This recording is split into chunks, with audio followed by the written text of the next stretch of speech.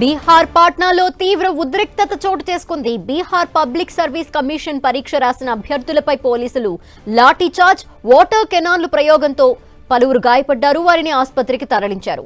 10 రోజులుగా కొనసాగుతున్న బీపీఎస్సీ అభ్యర్థుల నిరసనలు తెలిపారు. డిసెంబర్ 13న జరిగిన పరీక్షలో అవకతవకలు జరిగాయని పెద్ద ఎత్తున దుమారం రేగింది. బాపు పరిసార్ పరీక్షా కేంద్రంలో పేపర్ లీక్ అయిందని ప్రచారం జరిగింది.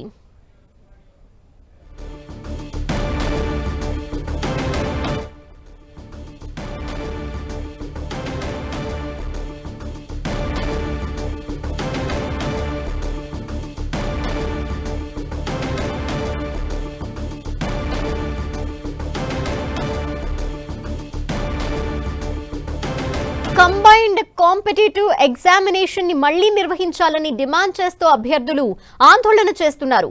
వారికి జన్ సురాజ్ వ్యవస్థాపకుడు ప్రశాంత్ కిషోర్ మద్దతు తెలిపారు. ఇదే సమయంలో మళ్లీ పరీక్ష నిర్వహించేది లేదని BPSC examination controller Rajesh Kumar Singh స్పష్టం చేశారు. షెడ్యూల్ ప్రకారం ఏప్రిల్లో ప్రధాన పరీక్ష కొనసాగుతుందని తేల్చి చెప్పారు. కొందరు అభ్యర్థులు మాత్రమే ఆందోళన చేస్తున్నారని, నిరసనలకు బదులు పరీక్షలపై దృష్టి సారించాలని సూచించారు.